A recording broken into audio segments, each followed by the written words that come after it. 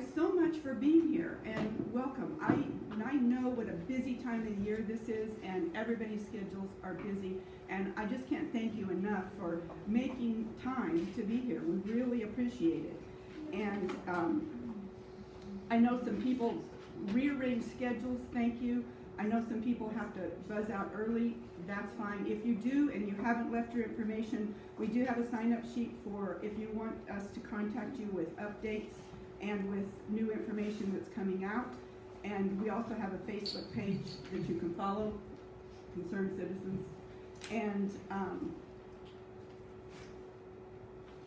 then we do have a petition back there that Brooke will explain later. So, and as far as the format this morning, we're going to present for about an hour or maybe just a little bit less.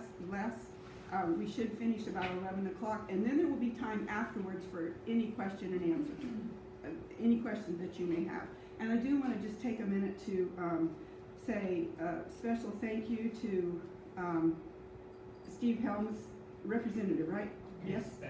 From District 135. We are very grateful to have you here. Representative Curtis Trent from District 133, who will be speaking later. Is Kevin Spalding here? There was a representative from the governor's coming on behalf of the governor. And so maybe he will still get here. We were told that he was coming. And then Mike Moon, thank you so much, representative from Lawrence County. We're here this morning to present information about what is going on in the schools. And this affects public schools, but it also affects private schools, and it affects Springfield and other communities as well. So we have had information coming in from other communities. Most of the information that we will present today relates to SPS because that's the system that we're in. And the problem is twofold, and the responsibility lies both with schools and with Google, as you'll see in the presentation. You'll hear not just what could happen, but all of the things that have actually happened. The things we're talking about have actually happened. To begin with, identity theft, and that's happened to our family. And if you really want to hear the complete story, you can ask one of us for the link to the school board meeting in July of 2018. We spoke to the school board when my husband and I, along with both of our daughters, spoke. But just briefly, our daughter Brooke, who worked as an administrator in the special ed department, blew the whistle on wrongdoing. She was then targeted, and her whole identity was stolen. In trying to figure out how this could happen, she discovered all the data that the school was collecting and storing. And it was all sitting right there for anyone with a vendetta to use. And actually, they didn't even have to hack in. They could log in as her because of all the information that was being stored. And truthfully, it could happen to anybody if you're related to the school in any way. It could be a babysitter, any child that has logged in on their Google account into anybody else, grandparents, whatever, and logged out. All the information is being stored after that, and you'll see and hear about that. The other thing that we know and that we've seen is that if someone wants to gain an advantage in business against a competitor, they can do it. We did have a person coming in from Camdenton this morning, Stacy Shore, to speak about what she found and what happened with her. And unfortunately, at the last minute, she was not able to be here. But so Brooke will be talking about what, in this regards, what's happened to a local family. Students can get to the private and personal information on other students. Examples that we know of: an IEP was discovered and shared with other students. Teasing and bullying ensued, of course. A student erased another student's homework. More than one student at different schools went into the teacher's account and changed their grades. A woman was stalked, and she believed she was tracked through her son's Google account that had synced to her phone. Child predators can chat with children on their Chromebooks and then remove all evidence that they were even there. We do know that child predators in Springfield have reached at least one middle school girl and 2 elementary girls. This is what's going on in our schools, and it's really scary. Everybody agrees. So, Brett?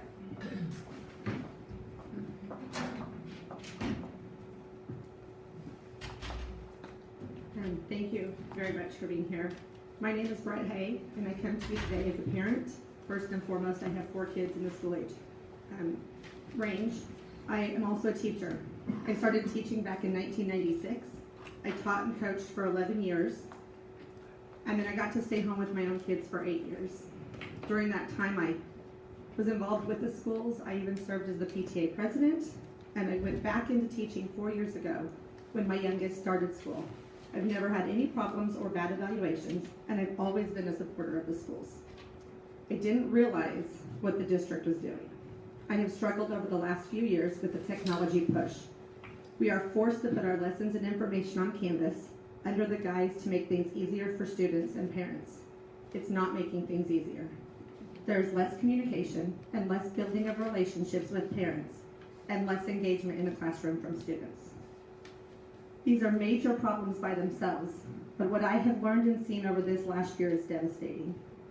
While I watched my sister's world fall apart, I asked why, how, and tried to support her from a distance. For years, I have watched her work beyond what anyone could expect, beyond what anyone could imagine, and way beyond what was asked. She's always had a heart for doing the right thing and has always put the kids' best interests first. But knowing too much made her a target. When she had no other options, she dug and researched and found the how. What she found and what she continues to find is astonishing. First, she realized that our school-issued Google Drives were saving and storing all of our login info and passwords in plain text. She kept asking me why I wasn't mad when she told me. The truth? It's easier to be complacent. It's easier to ignore the problems, and it's easier to make excuses. Because if I admit it's a problem, then I have to get involved. My thought, along with lots of other teachers, was that, of course they're storing my information. Why wouldn't they be? They gave us devices and Google Drives and said you can use it as your personal computer. It's safe. Our networks are secure and protected.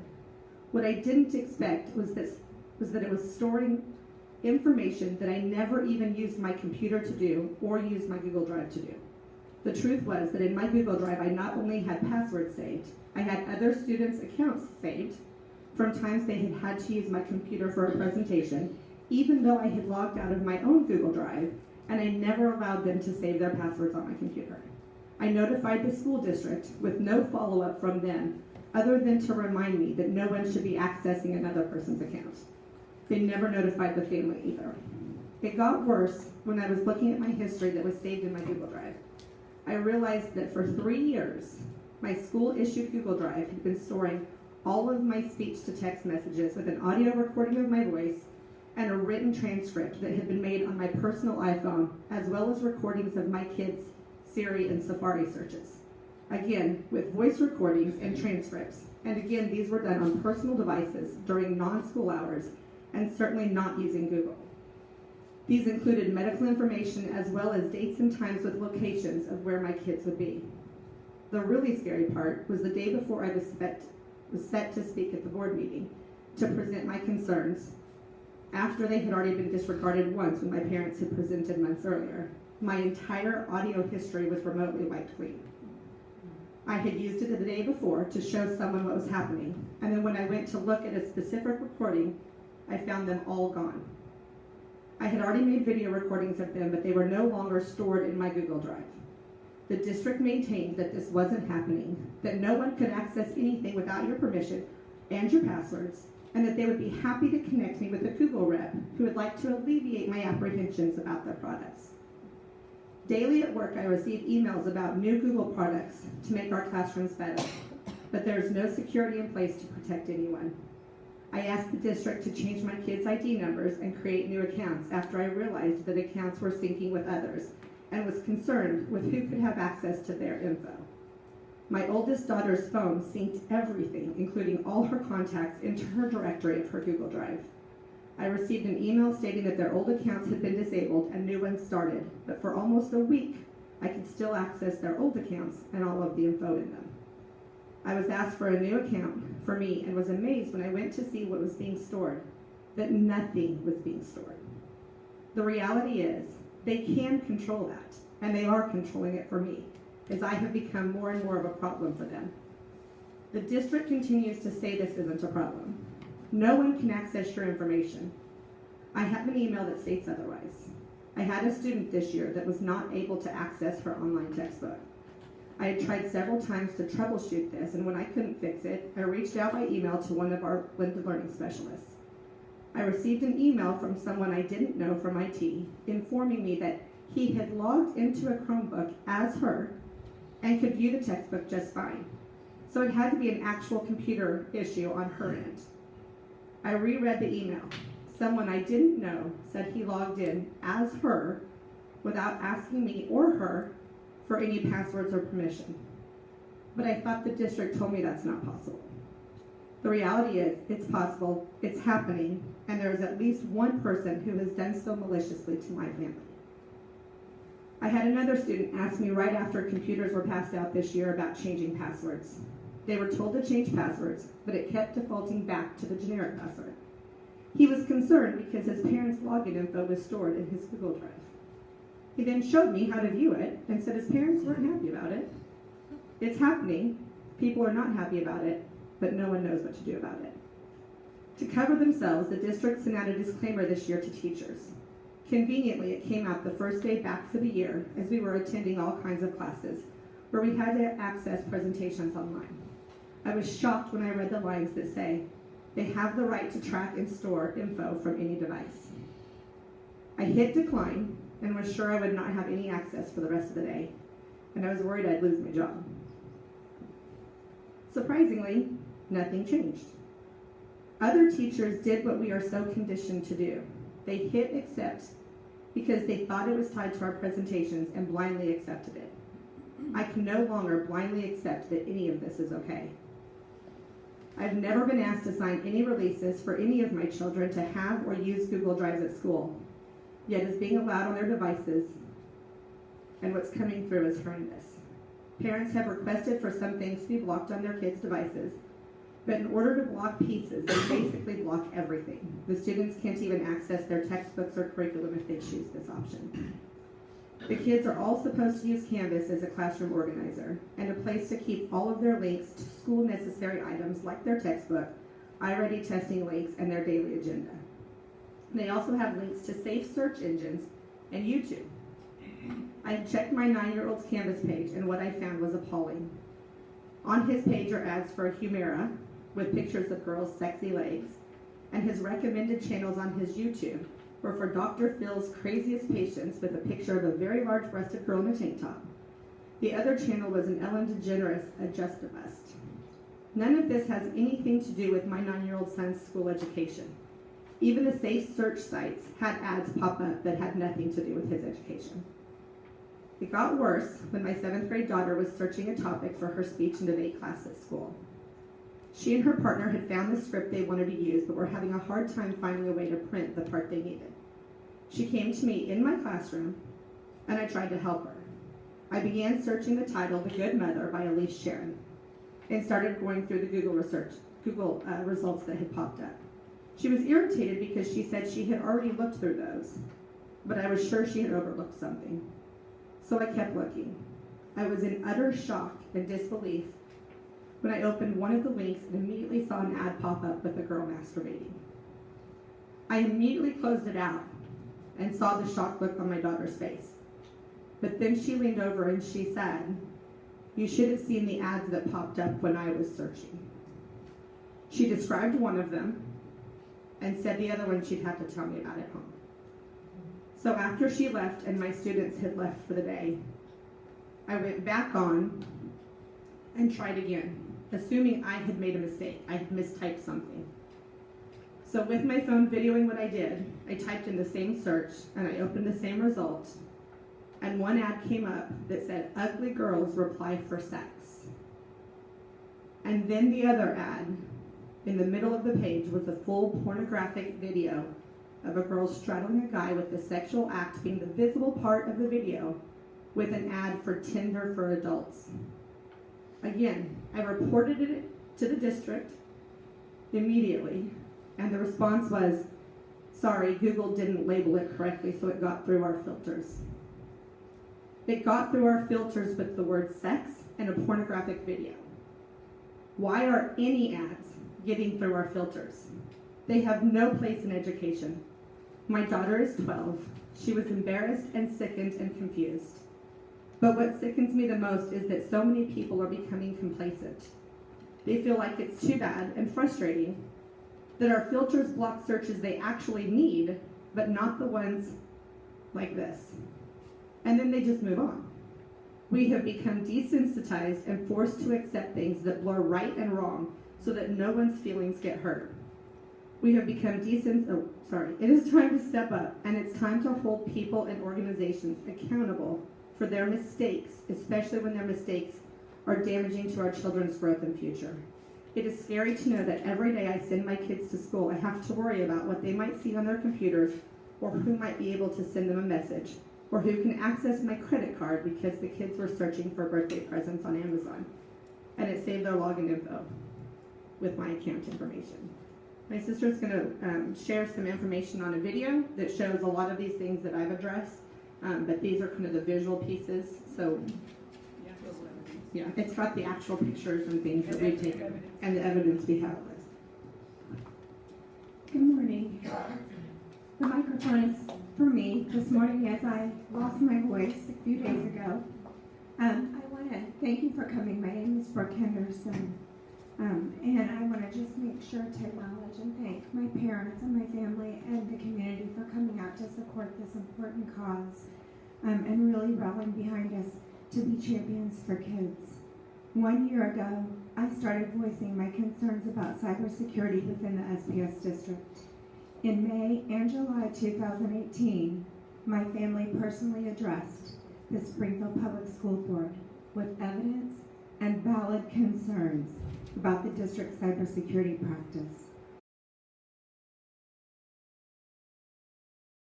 During the address, my dad requested the district make several changes in order to protect our students, teachers, and our community.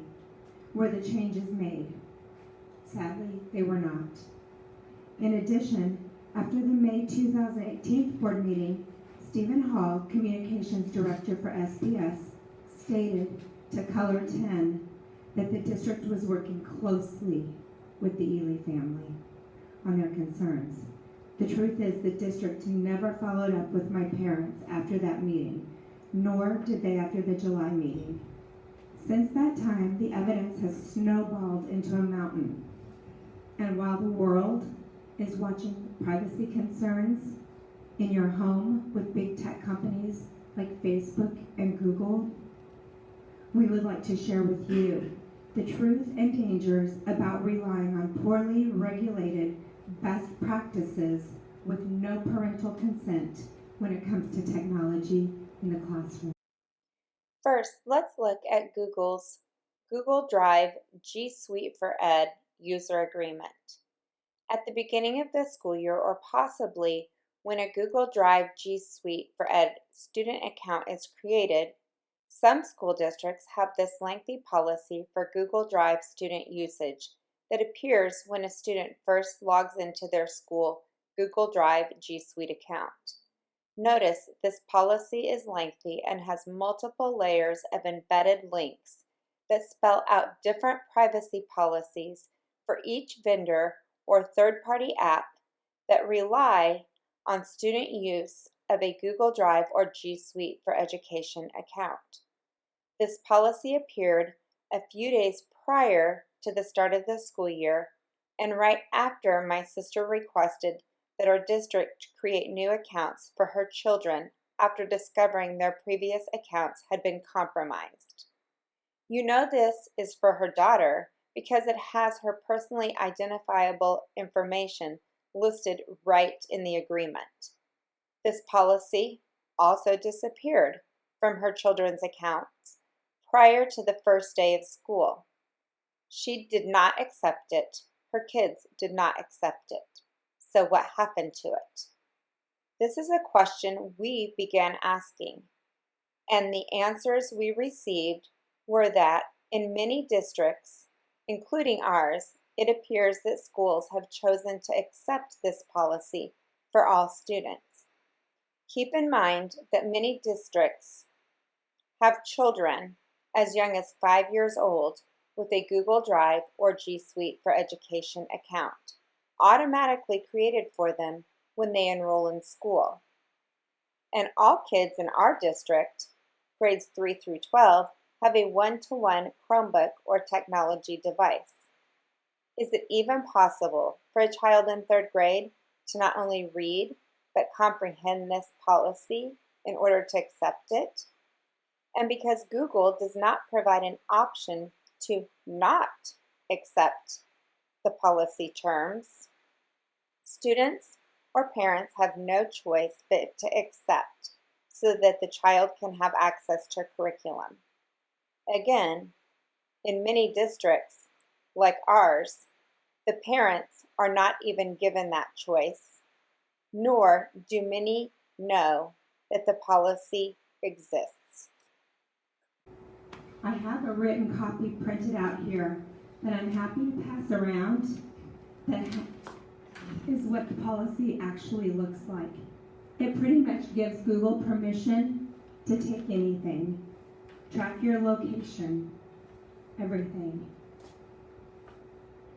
We know that this is our child's account because it's right here. It had her ID number. We blacked that out, and you can see that it's at sps.org.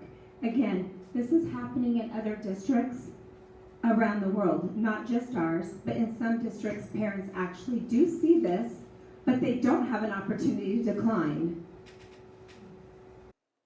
What you are looking at now is the Staff Technology User Agreement policy in our district that Brett was referencing earlier. We understand that it says my technology usage is not private. But when they say not private, who has access? And we also understand that when you are in the school and using a school device, your technology usage is most likely being monitored. But the most concerning part is that this policy says your usage is not private when accessing the district technology resources remotely. So does this mean the district has the right to my voice recordings when I use Siri from my iPhone because I had previously accessed my school Google Drive account from my phone, even when I had logged out of my Google Drive account? Or my YouTube videos I watched from my home computer because, again, I previously accessed my school Google Drive account and logged out before watching my YouTube videos. Does the district have the right to track your location during non-working hours because you accessed your school Google Drive account previously from a personal device, even when you logged out of that Google Drive account? All alarming questions that should be answered. We made reference to this next slide in the May and July 2018 school board meetings. The first picture is my SPS Google Drive account that was unknowingly being synced to my parents' computers, even including the location of the computers, because I borrowed them to sign in to my SPS Google Drive account.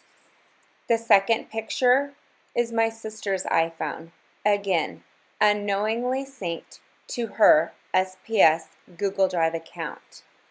Most alarming is the last one, because this is a student's personal phone that, again, unknowingly was synced to her SPS Google Drive for Education account. This also included syncing her personal phone contacts. If you also note that the last 2 phones that were synced well after the date that SPS was made aware of the syncing concern. Here you can clearly see that a student's Google Drive account in their Chromebook is set to sync on. But sync what? Well, sync everything. Parents have been trying to check their child's work by using the SPS Canvas portal that the school district provided to them. Do you have to integrate your personal Google Drive to do so? According to one parent, yes. As you can see, when this parent tried to sign in to Canvas, she received this message. You need to authorize this integration in order to use it. Please sign in to your Google account to authorize the integration.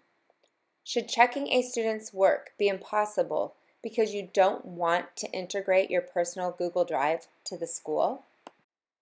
Has your student ever logged into their school Google Drive to complete work on one of your personal devices?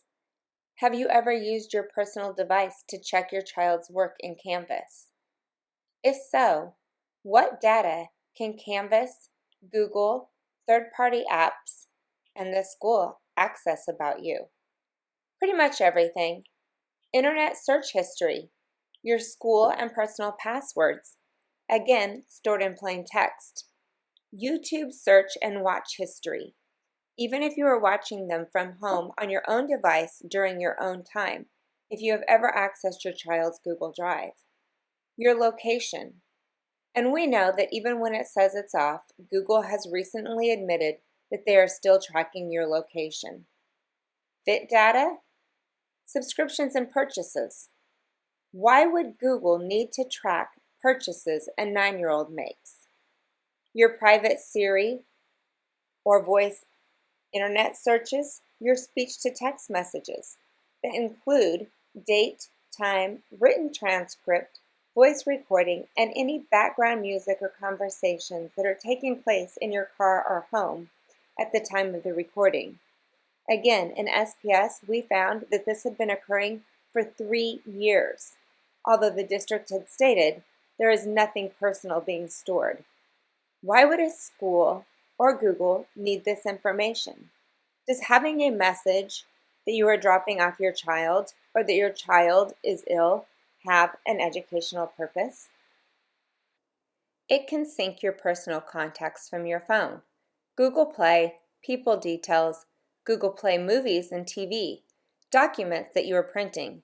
In SPS, I believe it's called Print Audit, and it says that it can be silently deployed to hundreds of devices, Gmail, and other personal email accounts.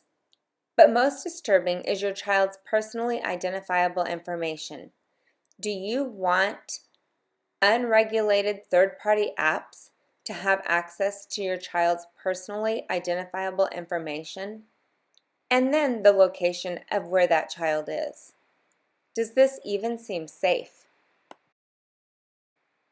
Let's take a look at the security of third-party apps. Do third-party apps keep your child's data safe? Let's take a look and see what Instructure has to say. This is taken straight from Instructure's page right off of an SPS Canvas website. Security of your personal information. Instructure takes reasonable steps to help protect your personal information in an effort to prevent unauthorized access, use, or disclosure. Despite these measures, you should note that Instructure cannot fully eliminate security risks associated with personal information. No method of transmission over the internet or method of electronic storage is 100% secure. Therefore, we cannot guarantee its absolute security. Any content you post while using the service is at your own risk. If you have questions about security on our site or apps, you can contact us at the contact information set forth below. On their website, they do list a phone number and an email address to contact. But what is Instructure? It's Canvas, Bridges, Arc. Does your school use Canvas? Canvas has full access to your Google Drive, and Google Drive has full access to Canvas. Keep in mind, Instructure just said they cannot guarantee the safety of your child's personally identifiable information if their website is accessed. Ask your child what apps they use in school. Have you checked privacy policies for apps your child uses? Does the app require parental consent if your child is under 13? Did you give parental consent? For many months now, we have been voicing valid and serious concerns about personal accounts and passwords being stored in plain text to the SPS server and Google Drive GSuite for Ed. What you're looking at is the evidence of those personal accounts that have been stored. In this case, one teacher, over 139 passwords. You'll notice that it includes things like her Amazon account, her city utilities, her in-laws' timeshare, her parents' timeshare, her husband's Striker account. Although many of these accounts, including Striker, had been listed as a password never to be saved, it was stored unknowingly anyway because my sister logged into her Google Drive account from her personal device and logged out. But because she did not remove device from account, the passwords continued to be stored and synced, again, in plain text. What benefit could there be for a school district to have and hold everybody's personal and private passwords? Thanks to Google's deceptive practices of signing out of a G Suite for Education or Google Drive account, this process actually requires multi-steps. How many of you have just hit signed out and thought that you were signed out of your Google Drive? Well, according to Google, once you sign in, you stay signed in until you follow a series of steps, including going in to manage my account and actually removing your device from that account. We were made aware of this process last school year when we voiced concerns about others signing into our SPS Google Drive account. The district did not notify or tell anybody that this is the actual way to sign out of a Google Drive account. Whose job is it to notify the public or to notify the school district or to notify teachers, parents, and kids how you really sign out?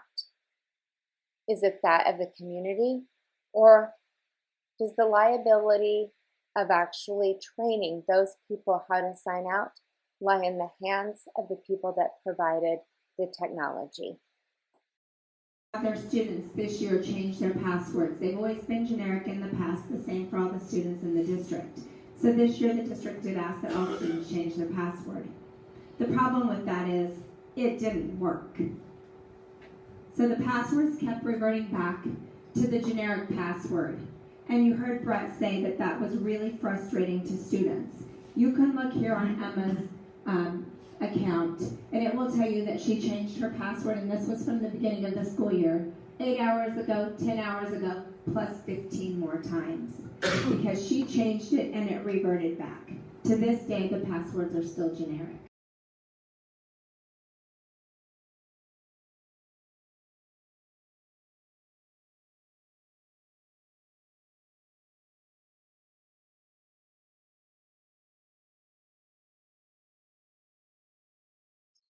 On the next slide, you're going to see and hear those voice recordings with the written transcript of what happened when one teacher and her children used her iPhone accessing Siri and Safari voice commands. It might say used a Google app, but there were no Google apps downloaded, to our knowledge, that would be recording these devices, except for the fact that she had at some point in time signed into her SPS Google Drive and out of her SPS Google Drive. Again, these recordings were found and stored in her SPS Google Drive account. They have dates and times, a written transcript, and a voice recording. Pay close attention when my niece says flashlight to turn on the flashlight on her iPhone. You can hear the music that is playing in her car in the background.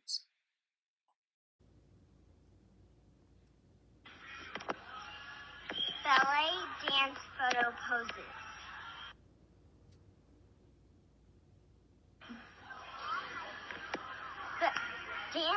ballet dance photos.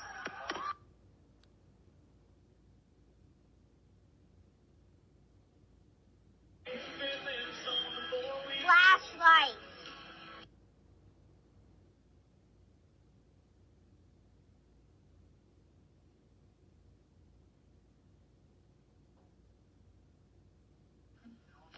Jose Locos.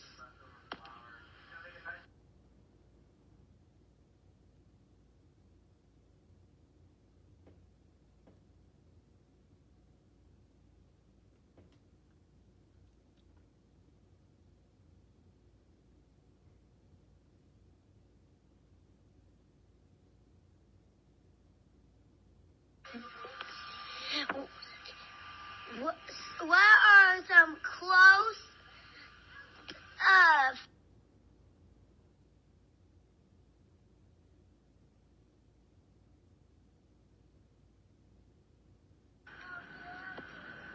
Emma has an orchestra concert tonight at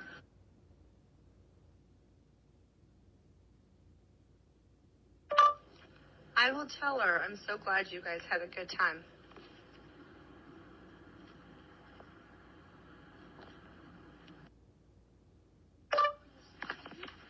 Kristen is her dance teacher, and she texted me earlier. McKenna was texting you to tell you.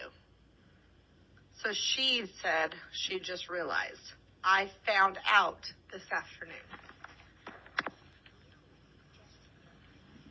Eric. Here are some of the advertisements that are popping up. This is in our Canvas page. Humira, this is a 12-year-old girl. Another ad for a 12-year-old girl in Canvas. A guy in the beach for Humira. We don't know why they picked Humira. And for Humira, 12-year-old party scene. 9-year-old Canvas page. Why a child has access to TeacherTube, I don't know, but this is his Canvas page. You notice if you turn on the microphone or the camera here, it will allow you to pick up your video camera and interact with the advertisement. Another 9-year-old child's Canvas page.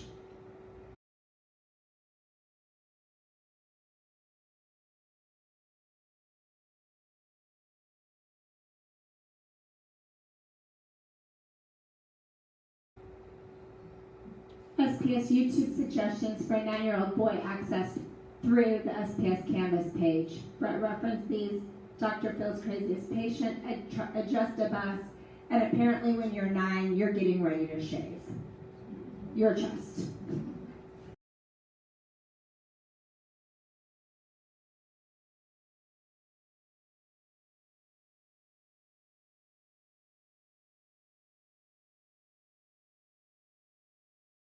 So our question is, safe search really on? Because when you log into your Chromebook, you can see safe search.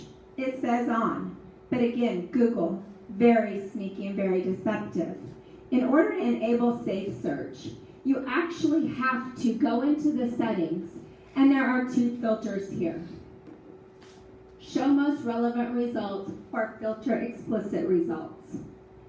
Google's directions tell you, select filter explicit results if you want to enable safe search. Show relevant results if you want to disable safe search. So this is in every one of the children's Google Drives that we have been sent and we've looked at. You tell me, you decide, is safe search really on? It says according to Google that it's not. So why did the video autoplay when Brett's daughter clicked on it? Well, because we have it set to autoplay previews on Wi-Fi only. And then again, here you have save recent locations. Again, this was a graphic ad. We graded out, and it was a video. And notice, you can start your GPS search on a student device. Location, it's on. Here's the ugly girls will reply for sex. You just click right on there and you can just see profiles. In school, at school, using school Wi-Fi on a school device.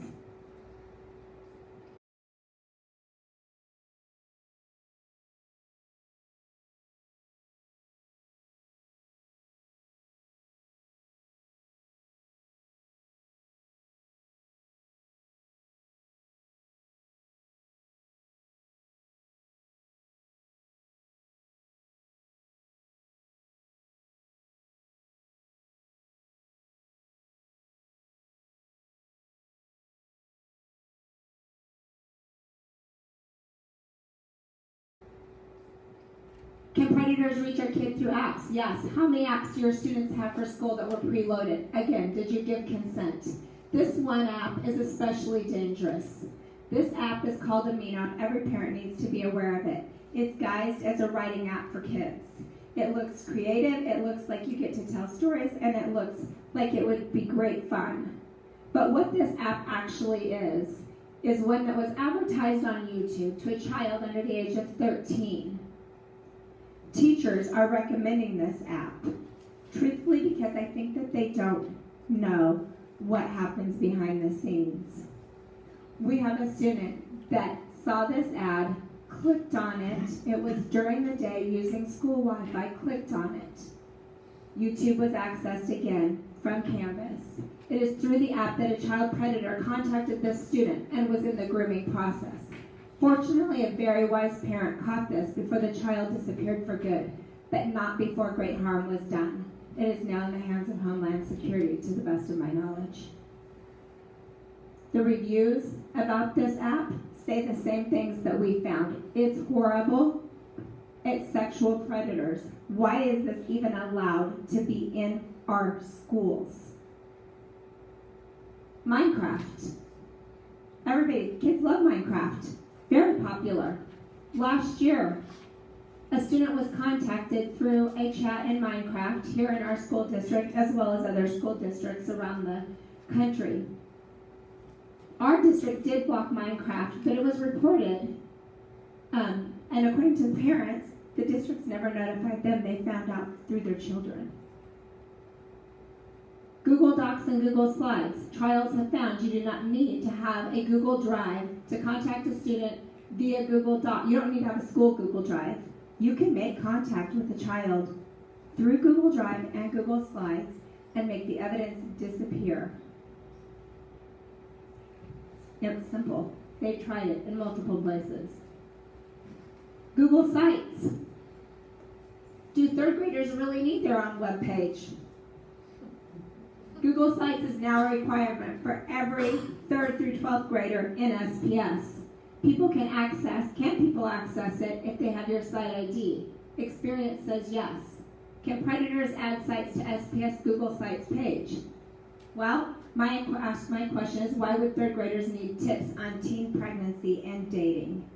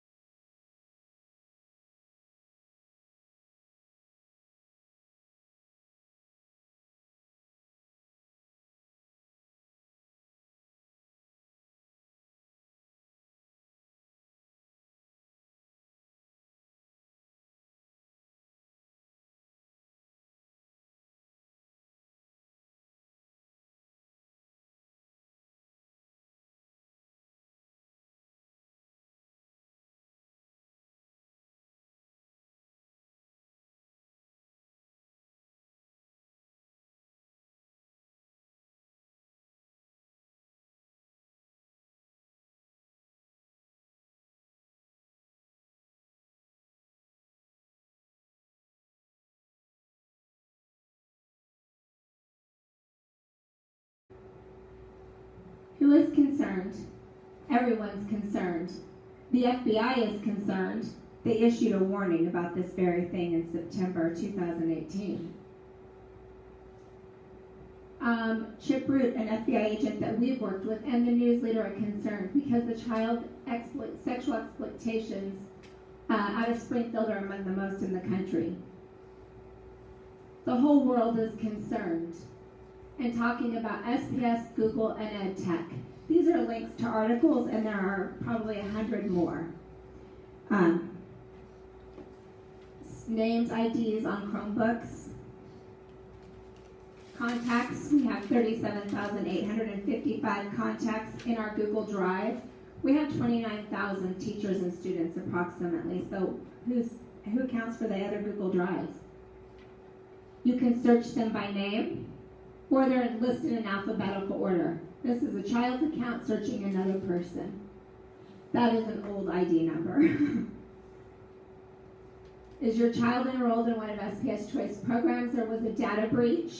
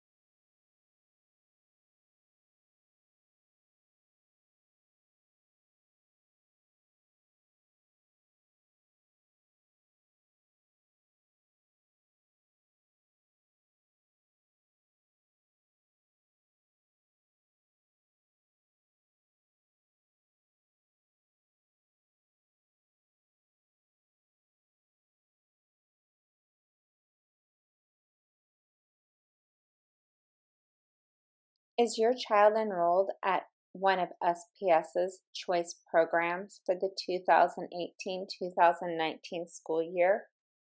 Earlier this year, Brooke was made aware of an unsecured Microsoft SharePoint instance that was available on the school district's website. This contained hundreds of student names, email addresses, personal email addresses, and student ID numbers. This information was available to anyone over the internet, and there was no authentication required. Again, this breach included the students in the SPS Choice programs. SPS did secure the website after Brooke met with the HR director to provide a couple of security breaches so that kids could be protected. The SPS HR director did immediately follow up, and the sites were secure. However, to the best of our knowledge, this large breach was not reported as required to do so by law, and parents were never notified. Here you can read Springfield Public Schools' official statement after valid concerns and evidence were presented at both the May and July 2018 school board meetings.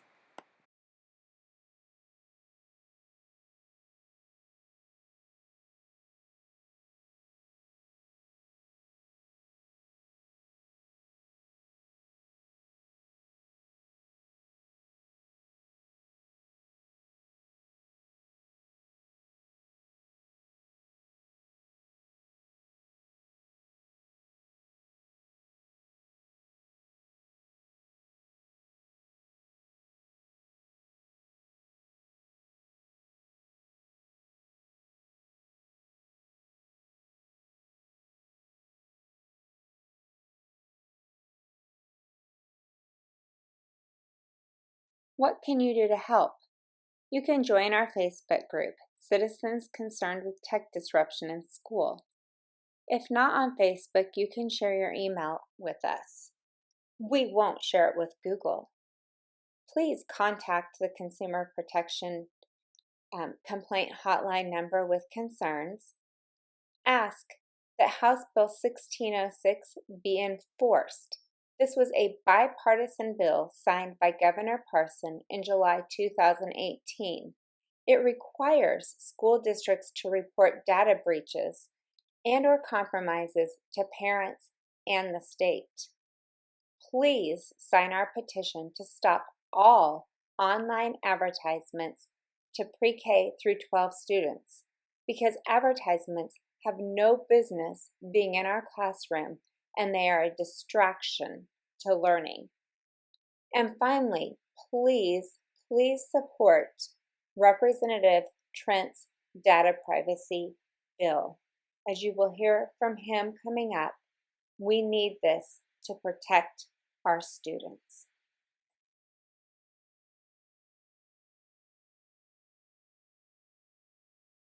At this time, it takes great pleasure to introduce you to Representative Curtis Trent, who is pioneering a very important data privacy bill for our state. Thank you. Thank you to everyone who has taken the time to come out and hear about this issue, to everything that's being done to raise awareness. So last session, and I guess I should also briefly say I represent Southwest Springfield and the city of Battlefield here in town, 133rd District.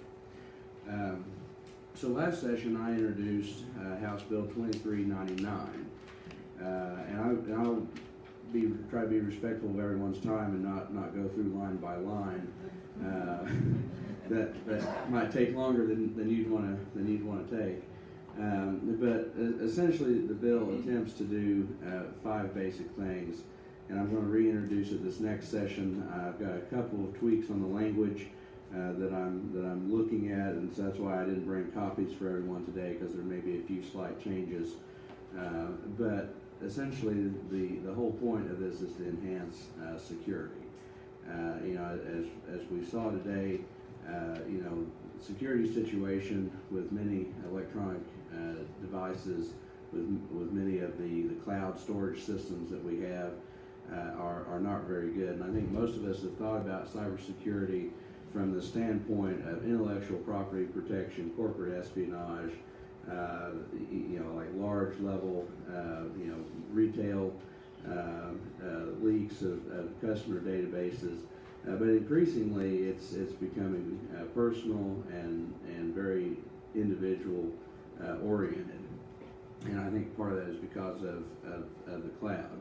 So my bill would require a school system to have security clauses in their contracts with third-party entities that are going to be working with student data, and that they would need to close up any of the holes that, like the ones that you've seen today, where that data can be freely accessible, freely shareable, and unencrypted. It would also specify in statute that the data is actually the property of the student and the parent. And I think that's a very important component of this, is who has the property rights in question, who has the ability to enforce those property rights. Kind of the evolution of the law in our country has been a lot of times that you have a third party individual or company that gains access to the data or helps generate the data, that they have some kind of property ownership in that as well, and that you don't have any kind of inherent privacy rights to your property. I mean, we see that in cell phone records, we see that in a lot of other areas. And whatever you think about those kind of documentations, I think when it's student data, there's a little bit of a different connotation to that kind of data. And I think when it's student data that's involved, especially, we should make sure that data belongs to the student and the parent, and that it is not freely accessible. I mean, we're talking about data that could follow a child through their adulthood, through the rest of their entire life, and it's data that's being collected on them before they have before they're old enough to have the power to enter into binding contracts, before they're old enough to vote, before they're old enough to do any of the things, to make any of the decisions that are going to have an impact on how this data is preserved. So I think that we should carve out a special protection for children in this area. The bill would also prevent the sale, transfer, or data mining of the data in question, and that goes back to the property rights of the property. But just to further solidify that this data is not to be used for profit by a third-party entity, that the data belongs to the student, and that it should not be used for other commercial purposes. There are breach notice requirements in the bill that further enhance what's already been done. Anytime that data is unauthorized, there's an unauthorized access of data, sometimes the speed at which one moves to try to secure your identity can make all the difference. And so I think strong breach notice requirements are very important, and those have been included. And then finally, creates a task force to further study the issue. If you think about it, the internet in its current incarnation has really only been with us for maybe a couple of decades. I mean, when I was in school, and you can probably tell by looking at me, it wasn't that long ago. We barely had computer lab when I was in high school, and we did not do any schoolwork on that hardly at all. I mean, we would, once a quarter go down there and do a special project where you look things up and write a report. But we did not do everyday coursework on those computers. We did not have accounts that were specific to us as individual students. We did not do daily coursework or textbooks or anything like that on those accounts. And so this has really been a recent innovation in education. It's one that I don't think has been proven. It's really an experiment that we're doing with the current oncoming generation of students. And I think that we should be careful that we don't do things that we can't take back, that will have a big impact on these students for the rest of their lives, and will have unintended consequences that we haven't fully thought out. So I think everything that we can do to try to safeguard these systems and make sure that they are truly helpful to the education and the development of children is a worthwhile enterprise for us to embark in. I think that's what we're trying to do here today, and I appreciate seeing so much interest. I'll stay around after this if anyone has any questions, but that is the essence of the effort that I'm trying to undertake. Thank you.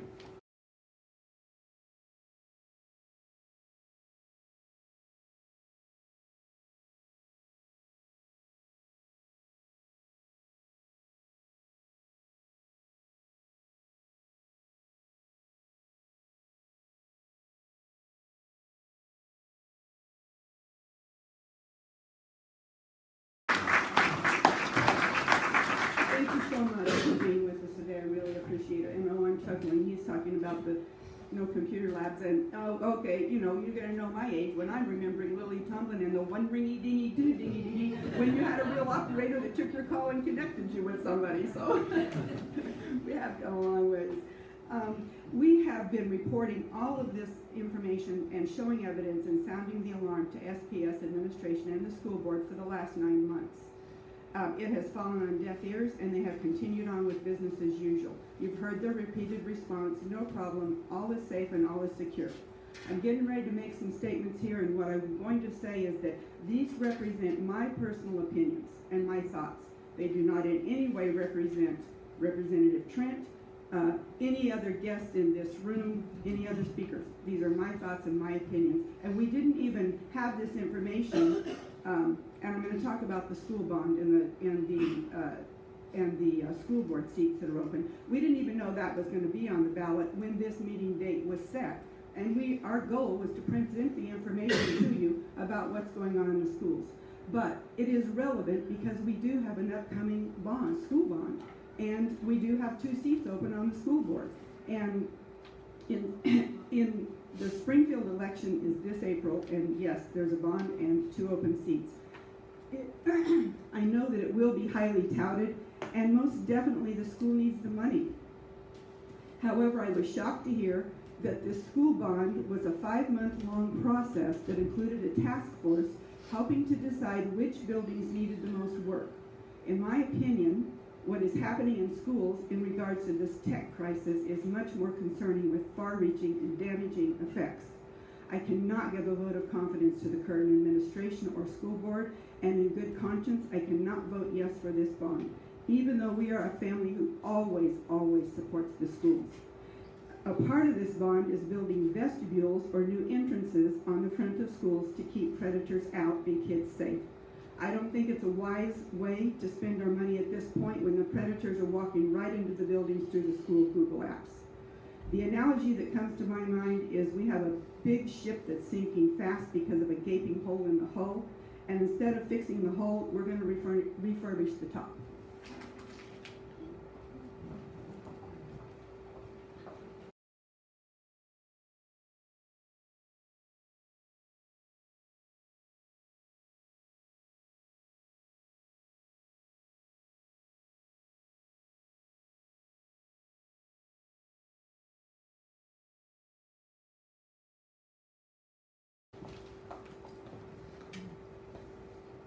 You've heard a lot of things. It's a lot of information to take in. But I truly believe we have put the cart so far in front of the horse that they're not even in the same race. We're throwing electronics out to students without any security measures in place. The district says they are following best practices. Is it really best practices to use the student ID numbers as their Google accounts, where everyone can see them? There are no security measures in place to protect our students. We are being trained on a new piece that Brooke mentioned with the Google sites, that our district is requiring all students in grades 3 through 12 to complete. And this is an online page for themselves. This is supposed to be a highlight page where they can show growth throughout the school year, and when they graduate, become kind of like a resume. But it's created with your school ID number, which stays visible as it becomes part of their site address. During training, I asked very specifically if we could see other people's accounts. I was told, if you knew their ID number, you could view it. I asked again for clarification, if we could view it or edit it. I was assured that we could not edit someone else's page, but could only view it. One of our other teachers very quickly edited the page of the specialist who was doing our training, simply because he could see her ID number. Instead of recognizing this as a problem, she immediately tried to explain it away after he had edited her page, instead of taking responsibility and recognizing the need to make a change. It was again a case where no one knows what will happen, but we're going to force it anyway. These are dangerous practices. They violate privacy laws, they remove all sense of security for those who are beginning to understand what is happening. And no matter how hard I try, I cannot figure out how allowing a multi-billion-dollar company like Google to push products into schools without any regulations and allow unrestricted advertising to come right through our filters, it makes no sense at all. They have crossed the line and made education something it was never designed to be. They have made it unsafe for our children and our teachers and are making it harder and harder for the teachers in the classroom. When I became a teacher, I did so because I truly love to see kids light up when they understand a new concept, or they find out that they really can understand a math concept that was so hard a few days ago, or just take a few steps to becoming a better adult. I like giving them the tools they need to be successful, but unrestricted technology should not be one of those tools. Nor should we allow any district the right to store non-school related information. And we certainly need to do a better job of protecting our children and their futures. I know how easy it is to just say, this is the way it's going, and times are changing, and we just need to get on board. I know how easy it is to say it's not really that big of a deal. But after what I have seen and learned, I can now say, yes, times are changing. And I love that my kids get to be a part of so much more than I was. But it can't be unrestricted access, and the current restrictions aren't enough. It's time to make changes that will protect our kids, and it's time to hold groups accountable for allowing this. for pushing this on our kids, and for denying any problems, despite the overwhelming evidence. And it's time to say I have the right to know. No data collection. It's damaging our education system, and it needs to stop. It's really scary wondering if I speak up, will I be putting my job in jeopardy? Will I risk getting my house broken into? Or putting my kids in harm's way? I read a quote recently that says, your family needs you to be a warrior that fights for them, not a warrior that fears for them. So today I'm here fighting for my family. I ask you all to become warriors, and please join me in this fight.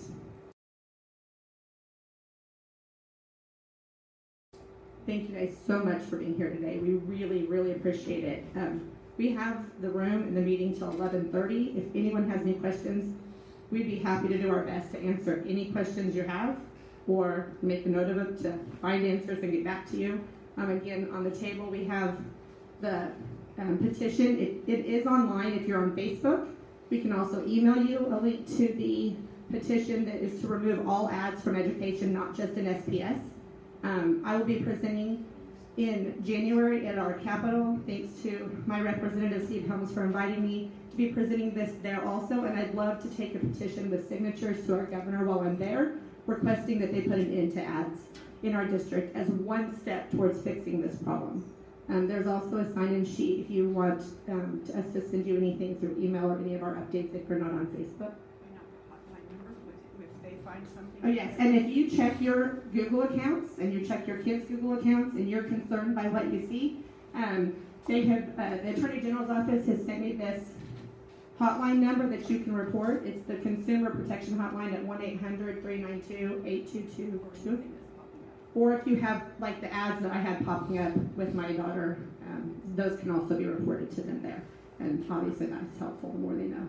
Is there a way to erase that information or get rid? I mean, it's there now. It's there. So what do we do to try and I know how to now? Well, I know like for my kids, again, I went to the school district and requested they change their ID numbers and close out those accounts and start new ones.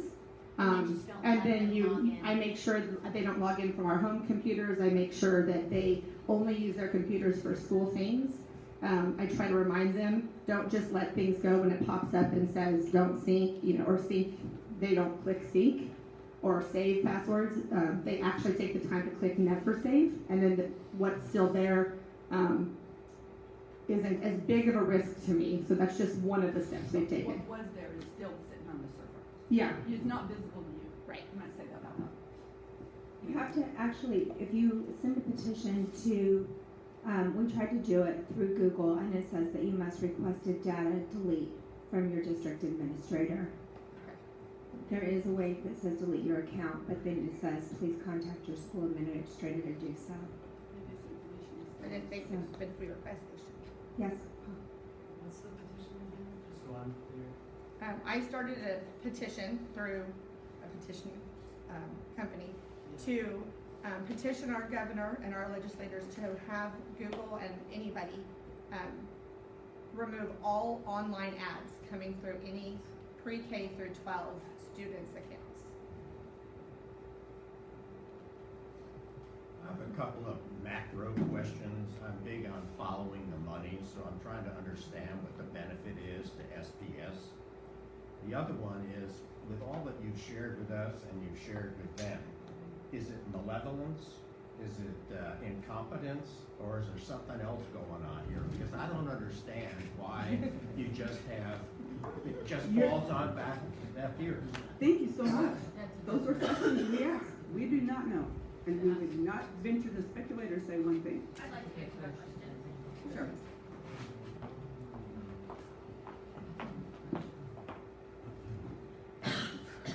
I was not anticipating speaking today. Clearly, I wrote notes on my calendar.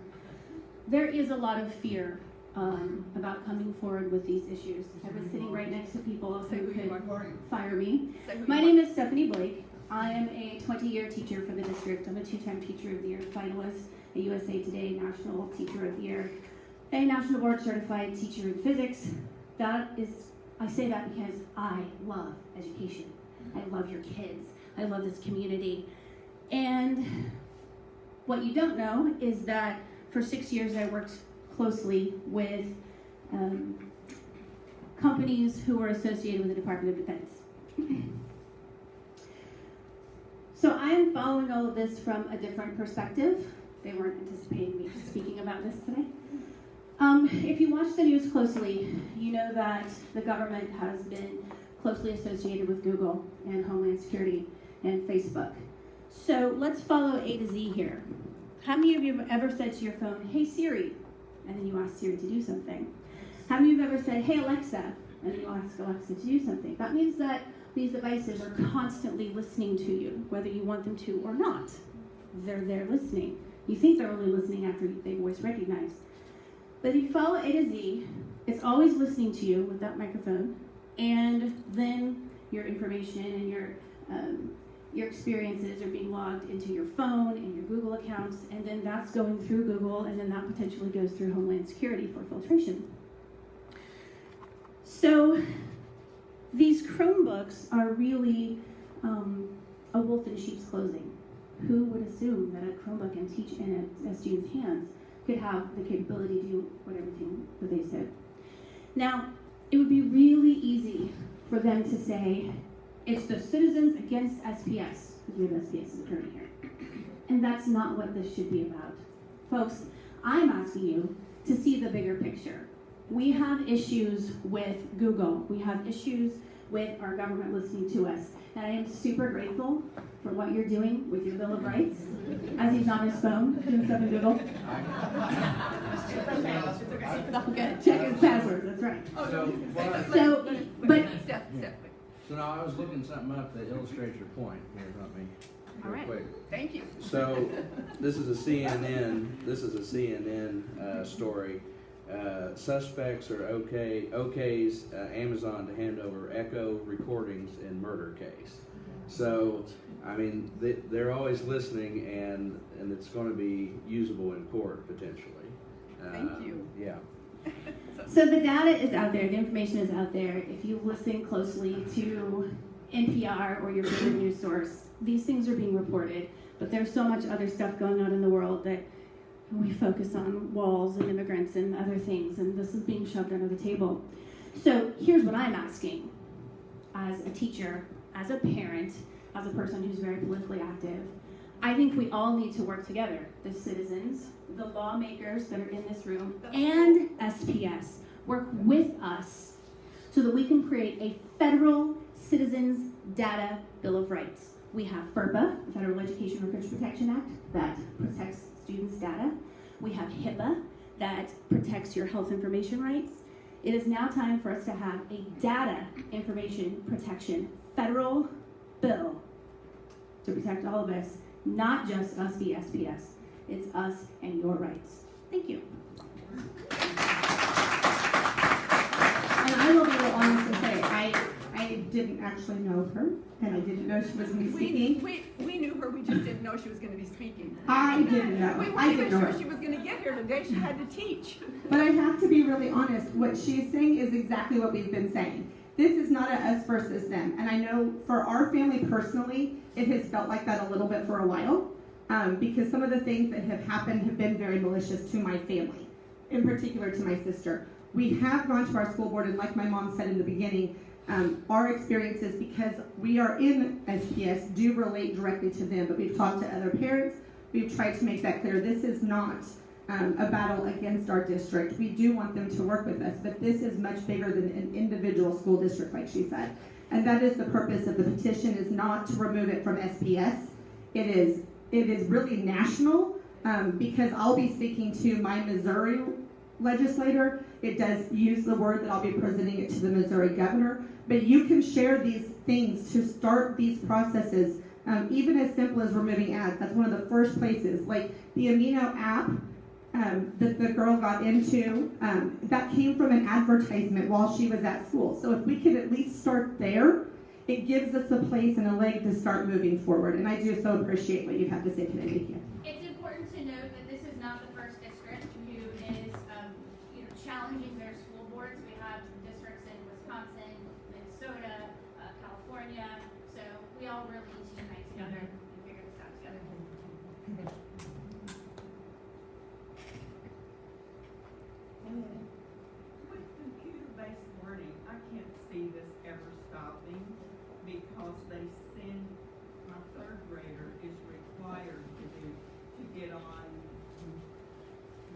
sites for mathematics or reading, that is a requirement through the home computer. It is, again, not our requirement that they remove all technology. That is not what we're looking for, because we do know it's not going away. We are becoming a digital world, or already are. And again, we're not asking our school districts to stop issuing Chromebooks. We're not asking them to stop. The problem is that we are currently relying so heavily on them that we have to have stronger restrictions in place. Like Representative Curtis Trent said in his bill, we need to make sure that our kids' data is the kids and not the districts. We need to make sure that it's used for educational purposes and not television purposes. It's not supposed to be an advertising location. So those are some of the things. It's not going away, and that's really what piqued my heart and why we're here today. I have a question for Representative Trent. In your data privacy bill, my question is, when you made mention that we're trying to get contract language to exclude or to take on responsibility and owner who owns the data, etc. Those things written into contracts, what I heard you say is that you would require school districts to include those in the contracts. My question is when you deal with companies and vendors, they are the ones that have the contracts. And many times school districts do not have the ability to tweak those contracts. Does the bill language put the impetus on the vendors to have that contract language in their acceptable use policies, their data privacy policies, when they're dealing with K-12 education? Well, I think that the way the requirement is written, the school would be unable to enter into a contract that didn't have these provisions. And so the companies would basically, I mean, this would be a statutory requirement, so the companies would be given with a take it or leave it situation, where if they wanted to do business in the state, they have to include these provisions in their contracts. If they don't, then the school can't lawfully do business with them. So I think we'd have them over a barrel if they want our business. They're going to have to play by our rules. As a follow-up, can I just ask, you also mentioned that there was going to be breach notification as part of the bill. Right. DESE already requires breach notification to all public institutions or all public K-12. Is this expanding upon that, or is this just a duplication? I think I would probably consider it an expansion, because it sets like very specific timelines and dates, and after the breach occurs, in which the notices have to be given. Like, it kind of fleshes out legal landmarks where certain actions have to take place. And it also, it's really more than just a breach notification. Like I said, I didn't go into great detail, but it's also an investigatory requirements, and also on very specific timelines in which all that has to occur. So I think it's probably a little bit of an expansion of what we currently have.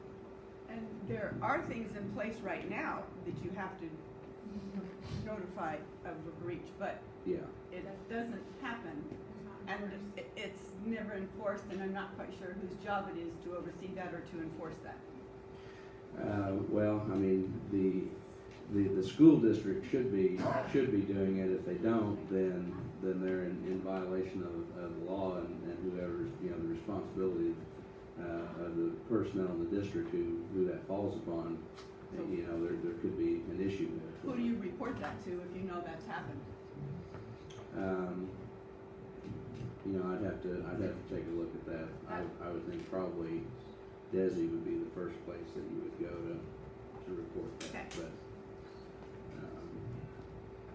it's also going to depend on the nature of the penalty. So some of these things are not controlled by the district. Some of these things are controlled by Google. So are you prepared to go against Google and investigate them with this bill? Well, I'm not sure that this bill would prompt any investigations of Google, but it would require Google to conform to our standards if they want to do business with our school districts.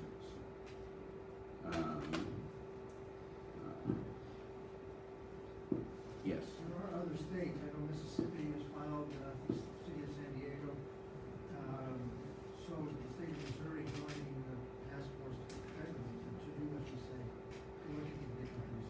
I'm not aware of that task force, and so I can't answer that question. I have no knowledge. You know, I appreciate, you brought some good things to light.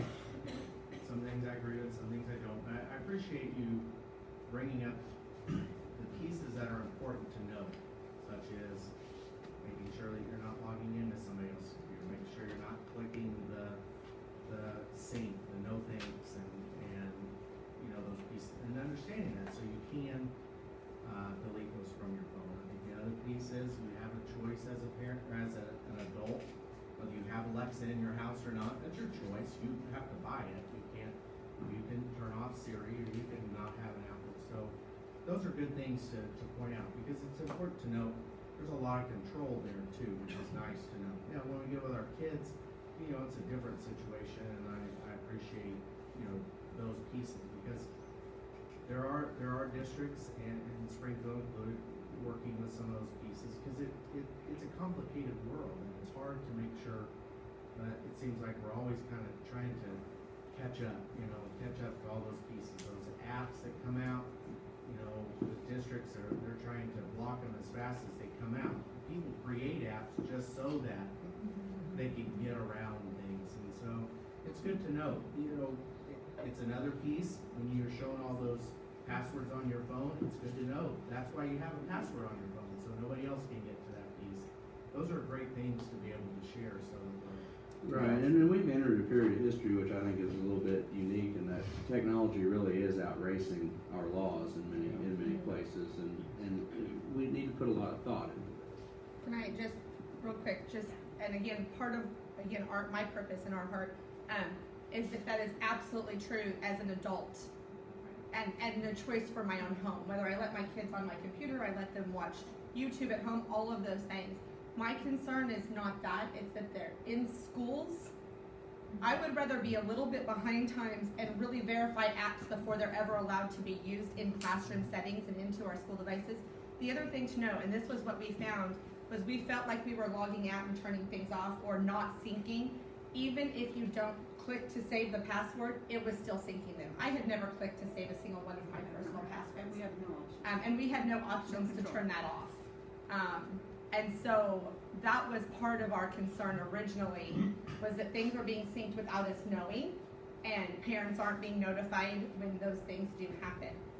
And our children, my 9-year-old's not old enough to make those decisions. He's not old enough to give consent for any of those apps that they're using. So I absolutely agree with you. So thank you for being here. Is it possible that the people that are controlling that also don't know that syncing is happening? Except that we brought that to light back in May. We showed some of these same slides and some of these things again in July, and those things haven't been changed. So the problem is that in our mind, it's easy to think that there's a wall between the child's Chromebook and adult devices. Right. And there's not. I have plenty of examples of my own.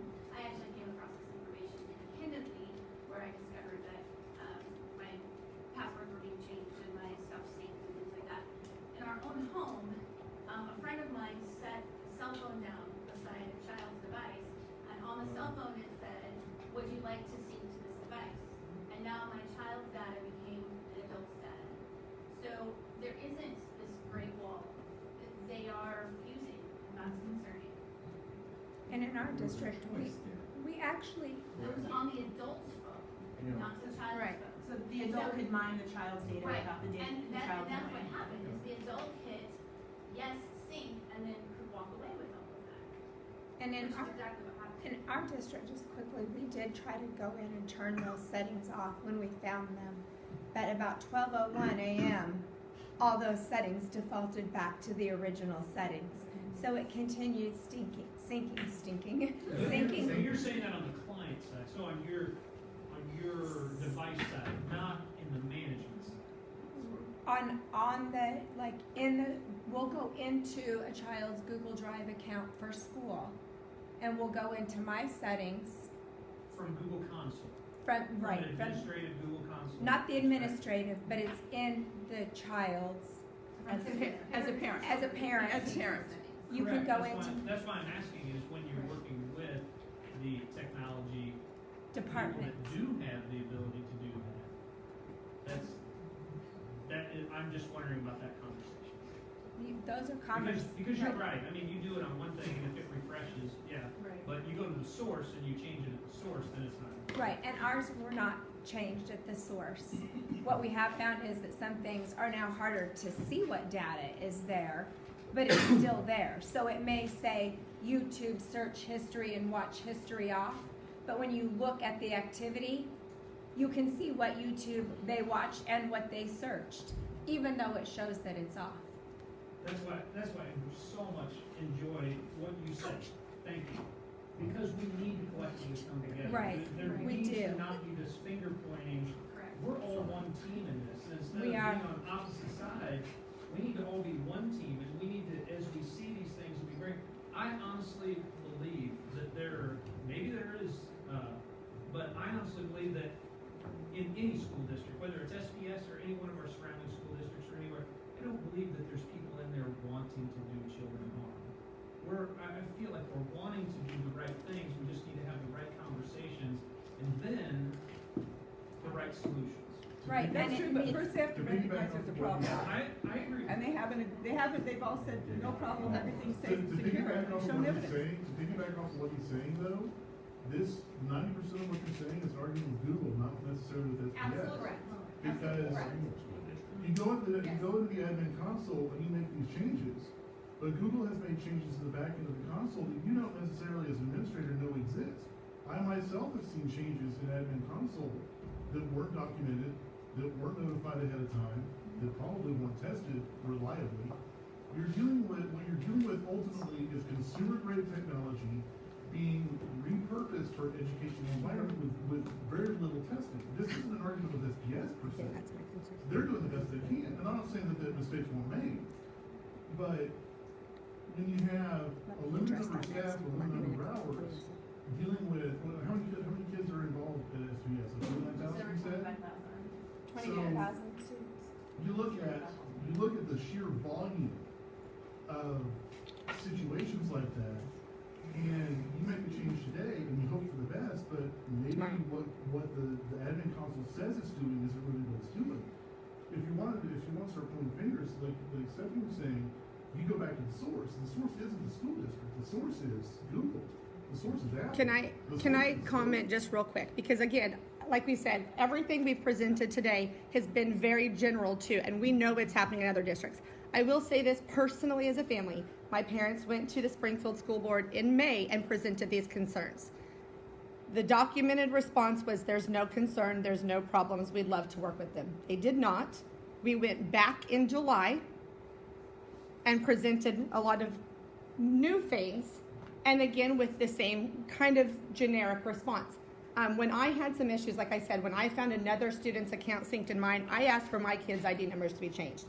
But the kid's information that we had accidentally accessed his family was never notified. So we are not here to point fingers. We definitely have been trying to work with them, and we are absolutely looking at the bigger picture. We have contacted our Attorney General, and if any of you would be willing to contact the Attorney General also, we need them on board to say, this is a Google issue. We know that. But there are some steps that individual districts can do. For example, when my parents presented in May, a good friend of mine that I go to church with is one of the big IT directors for a different district, and he came to me and he said, we printed off what your parents presented, and we pulled in our IT people, and we went through line by line to make sure that those same things weren't happening in our district. And our settings are set different, so I think we're okay. That doesn't mean they're 100% protected. That doesn't mean ads aren't still coming through other districts and these things aren't still happening. But that IT department took the time to take what we had said and go through and change settings or check their settings. And I don't know that I feel like all districts have done that. So please don't hear us as attacking. This is definitely an information meeting, which is why we put it out to everyone, not just parents of SPS people. This is a bigger issue than our district, but there are some things individual districts can do to help along the way. Well, that's what I was